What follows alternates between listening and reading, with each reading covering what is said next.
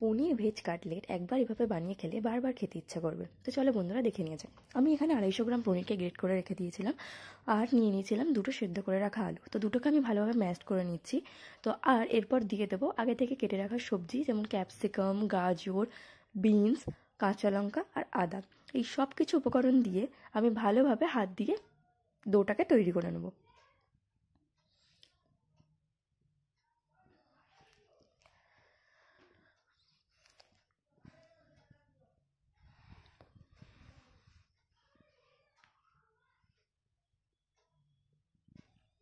এরপর দিয়ে দিচ্ছি হাফ বাটি কর্নফ্লাওয়ার, আর দিয়ে দিচ্ছি লঙ্কা গুঁড়ো, হলুদ গুঁড়ো, নুন, খাবার সোডা আর জিরে গুঁড়ো। দিয়ে আমি ডোটাকে আরও একবার ভালো করে মাখিয়ে নেব। তো আমাদের ডোটা এখানে রেডি হয়ে গেছে। এরপর আমি ডোটাকে অল্প অল্প করে নিয়ে লম্বা লম্বা করে শেপ দিয়ে দিচ্ছি কাটলেটের আকারে। তো তোমরা তোমাদের মন পছন্দ মতো শেপ দিয়ে দিতে পারো।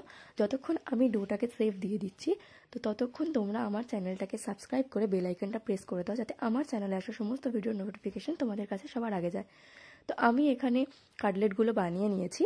এরপর আমি এটাকে কর্নফ্লাওয়ারের ব্যাটারে চোবাবো আর একবার ব্রেড ক্রাম্বসে দিয়ে কোট করে নেব।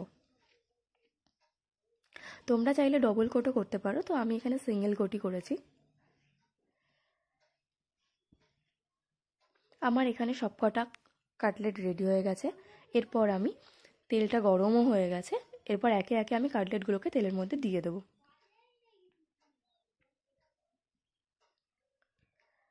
তো এখানে আমি সবকটা কাটলেট তেলের মধ্যে দিয়ে দিয়েছি। এরপর আমি এটাকে উল্টে পাল্টে লাল লাল করে ভেজে নেব। কাটলেটটার একটা পিঠ লাল লাল ভাবে ভাজা হয়ে গেছে, তো আমি আরও একটা পিঠ উল্টে লাল লাল করে ভেজে নিচ্ছি। তো তোমরা দেখতেই পাচ্ছ কাটলেটটা দু পিঠই লাল লাল করে ভাজা হয়ে গেছে। তো এরপর আমি ওটাকে একটা প্লেটের মধ্যে তুলে নিচ্ছি। তবে আর দেরি কেন, আপনিও বাড়িতে বানিয়ে ফেলুন এরকম নরম নরম গরম গরম কাটলেট, আর সন্ধেবেলায় চায়ের সাথে পরিবেশন করুন। দেখবেন বাড়ির সবাই খেয়ে বলবে দারুণ হয়েছে। আর আপনাদের এই ভিডিওটা কেমন লাগলো কমেন্টে অবশ্যই জানাবেন।